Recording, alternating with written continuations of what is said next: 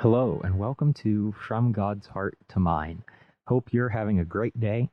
Thanks for joining me as we aim to draw nearer to God every day. I've always loved the idea of creativity. I love creative people, and I love seeing creative things. I love being creative. When I think about creativity, there are so many ways in which we as humans and our personalities express our imagination and our desire to create. Writers, poets, singers, even comedians.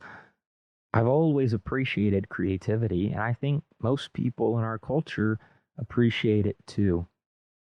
The thing about creativity is that when people create, usually they have a particular style of creativity that reflects their own identity. You think about different singers, for example, different famous pop artists, or whatever you might think of, and they each have their own style, their own way of writing or singing a song that's unique or at least associated with them.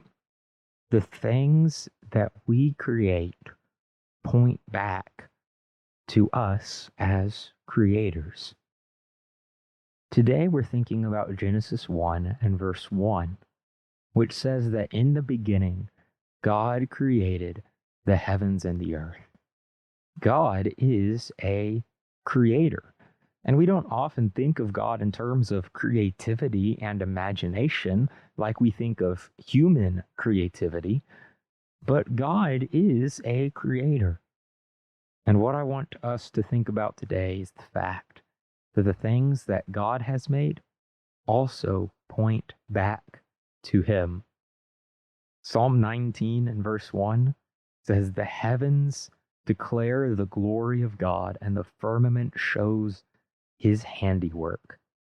The world around us, which God created in the beginning, it points back to Him. It declares His glory, and it even tells us about His personality and who He is.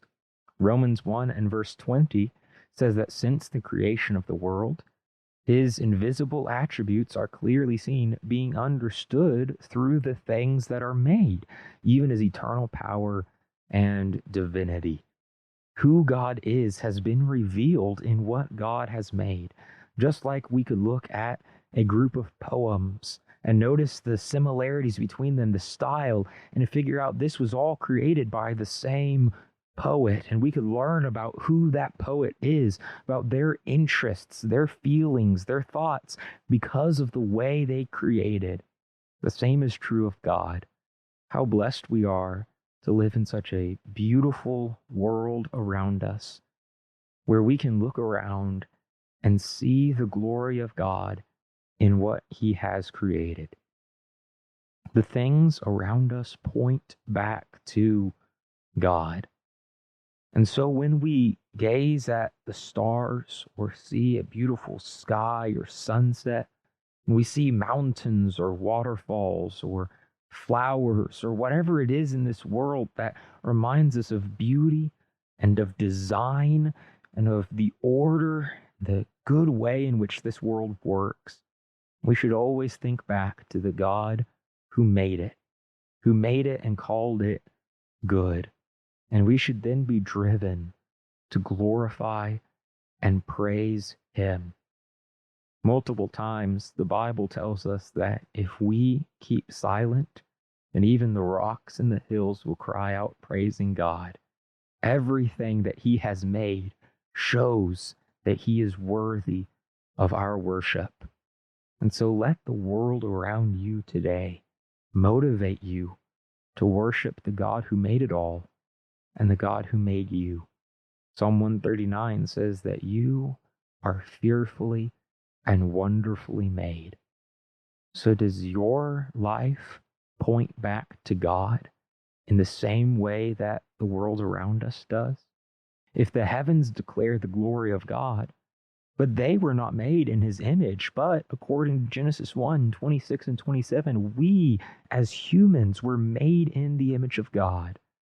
Should we not declare His glory with our lives even more? When you pray today, remember how blessed you are to know the God who made all that is good and is worthy of your praise. Thank you for listening to From God's Heart to Mine. Follow the podcast if you want a new devotional thought every weekday. My name is Caleb Griffith. You can reach out to me on any platform, and I'll include you in my prayers today. Open your heart today to pursue God's heart and try to show his heart to others.